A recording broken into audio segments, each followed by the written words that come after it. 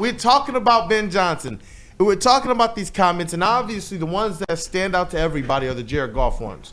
But, I've seen Easy, I know Flannel, and others, including myself, have looked at this as well as, whoa. Is he also talking about Aaron Glenn and that Detroit Lions defense from just a season ago? What were your initial takeaways about Aaron Glenn? And do you see kind of these shots at both Jared Goff and Aaron Glenn and that Detroit Lions defense that fell to the Commanders?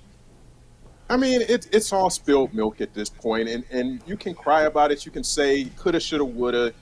Move forward to the next year. I mean, Aaron Glenn has his own quarterback issues with the Jets that he's going to have to deal with. Everybody has other issues. Let's just move ahead. I mean, it's dwelling on last year. Last year is done, and for Bears fans to even have anything to say in this conversation at all is very rich. No, man, let's go.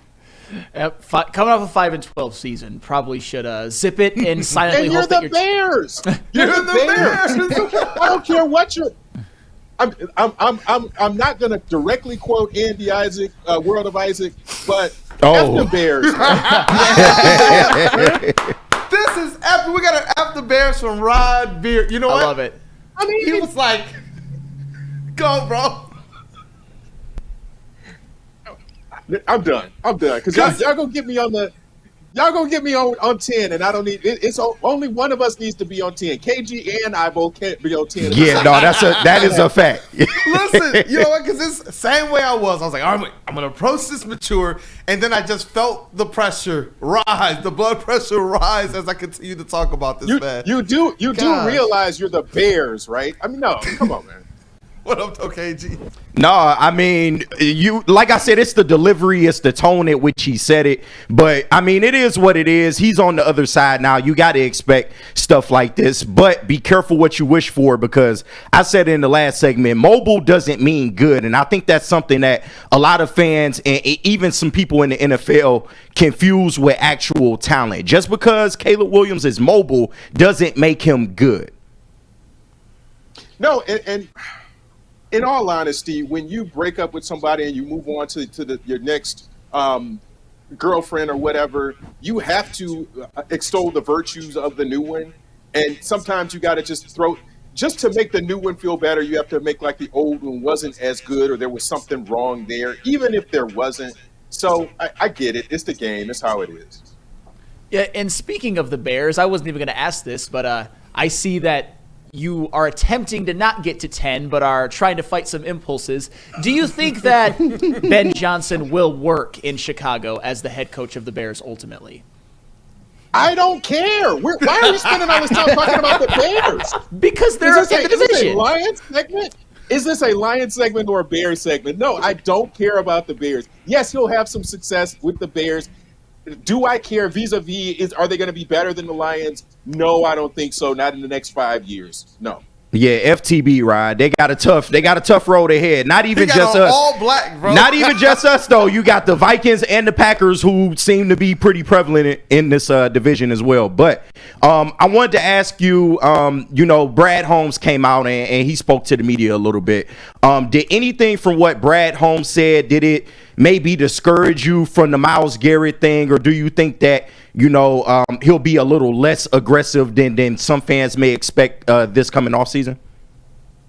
That's how you bargain. You say, hey, we ain't got the bread to go out and get another top tier defensive lineman. We can't afford it. You go with your pockets out like you're the Monopoly dude, but you still make that call and you try to make a deal with what you have.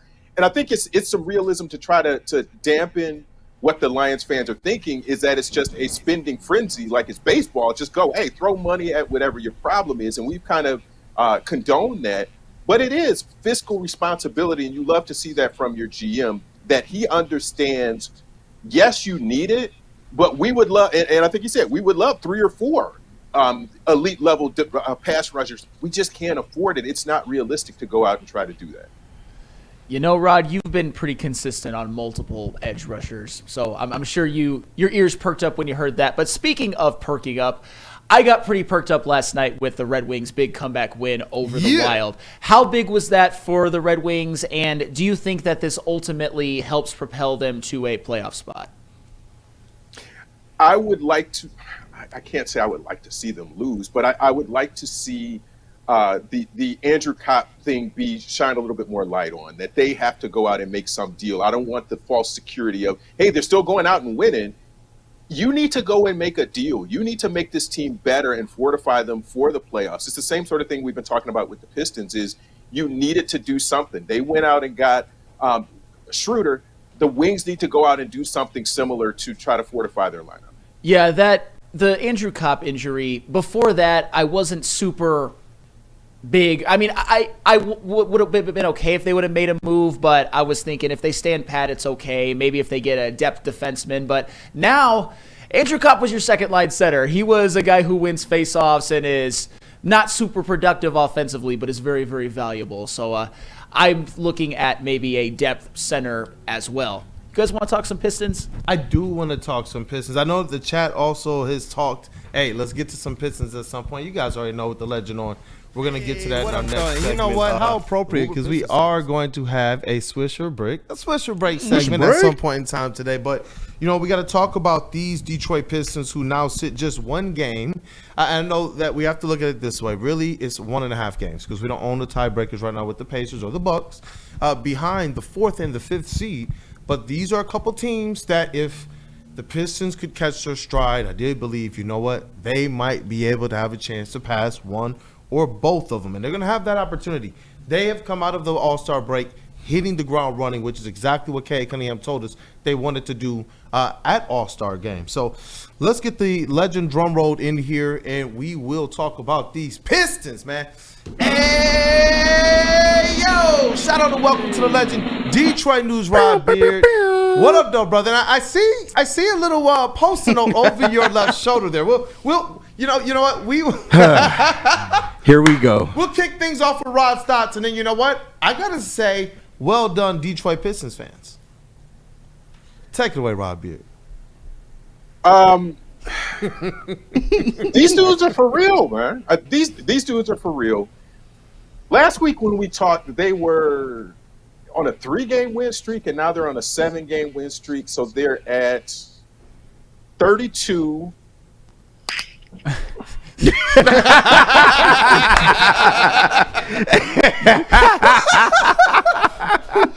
post-it note lives.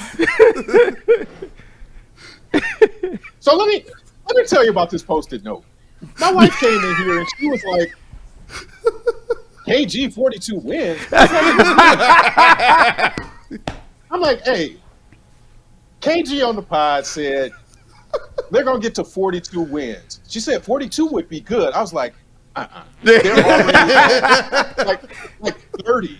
And she was like, they're going to win 12 more games. Exactly. How do you know this? And KG is this is where we are in the world right now. Oh my God. KG lives right here. Right. This sticky note has absolutely terrorized my life this whole week. I've been under emotional duress from people in the chat, from people that I know, that I be around. They like, KG, what's up with the 42? And I'm like, what you talking about? They like the sticky note. I'm like, what sticky note? And then I got to think back to how you did me, right? So, you know what? I wanted to come in here today humbly and address this because, much like Jalen Duren, I must admit, I was playing on some soft shit, man. I was. So I am here today to right my wrongs, and I'm here to present you. No. Do you. You got it. You gonna do you. No. I do believe this is doing me because I had a momentary lapse of, just being a safe Pistons fan. So I want to up the ante a little bit. No, you can't. You're sticking to it. No, we're getting shirts that say KG 42 wins. That's the new merch. JB, I got you. Hey, JB, can you make that happen for the legend, Mr. Rod Beard? I got you. Come on, Rod. Come on, Rod. I will get one made. I will get one. Oh my God! That says KG 42 wins. Listen, Ryan, I realize that I let you and the fans down. I do realize that, but I would like a chance to right my wrongs today. What you gonna do? What you gonna say? I'm willing to go 51. Whoa! He went well. I'm willing, 46. and I will guarantee the 4th seed. Whoa. We might have to have a bet on the line or something. Look at Flannel's face. That is more than everybody on this show. That is more wins than everybody on this show said. I am willing to stand here today and go 51 in the 4th seed. Hey, yo. You can't do that. Why can't I, Rod? Why can't I do that? Was there a pre-show swisher break? There had to be a pre-show swisher break and 1800. Are you gonna promise 1800 too? Hey, no, we can sponsor all of this. Listen, yeah, 1800 on the shoulder. You can't do this. Why can't I? Why can't I? That's not how this works. It's either 42 or 51. No, it can't be either one. 42 is. I refuse. Sticky don't lose. Like 51. No, that's what it is. That's what it is. Dog. That's what it is. Right now, let me out of this. I see. He is not. No, JB, no, you stuck on 42. We're stuck gonna on 40. That thing stuck on the wall. You stuck on 42. you know what, JB? Here's the handshake in the middle. This is the kumbaya. We need the 42 t-shirts, okay? But we also need the counter for the 51. Rod talking about he wanted a hoodie. We gotta get Rod a hoodie. Me and KG have to get hoodies. You know what? Rod is our second March giveaway. You're right. Give him a hoodie. We're making this happen, man. Dog, this is epic right now. And you know what? Let's put the counter on there too. All right. 51. Is there anything you're willing to put on that? 51? Anything I'm willing to put on that. Yep. Come on, Skip. You said you're standing on it. Put a case of dew on it, Skip. That's a good question, Ryan. What do you think I should do if they get to 51, or if they don't get to 51? Or if they don't get to 51? What should I do? When they don't get to 51, it has to be tied to Vegas some kind of way. Whatever it is. I'm liking this so far. It's we a cooking. Vegas hook to this. Yeah, Okay. we're gonna do something. Yeah, we're gonna think about it. We're gonna have the hangover 4. I like how this is cooking. It's Let's gonna be the Swisher break. Instead of the hangover, it's gonna be the Swisher break. That's the name of the new franchise. All right, bet. Let's do it. Bro, yo, this is already epic start to this thing. And you know why? It's because the Detroit Pistons have been on an absolute heater. You got 24 games left in the season. They're already at 32 wins, man. Like, this is going to be an interesting finish because they're playing 19-5. He's saying 19-5. You goddamn right I am. You goddamn insane. Hey, guess who ain't lost the game? Guess who hasn't lost the game since the trade deadline and only lost a couple since the new year? I was playing on some soft shit. I admit it. 51. Listen, I'm telling people, man, 51. take into account since the 0-4 start, this team has been 32-22. And it doesn't matter. Wherever you set the metrics after that 0-4 start, the Pistons have been one of the best teams in the league. You know what else the Pistons are a top 10 team in? Hey, JB, do you have that attendance stat? I got to say what up, though, to the people, man. The Detroit Pistons fans, they are now pushed this thing to their highest ranking in some time.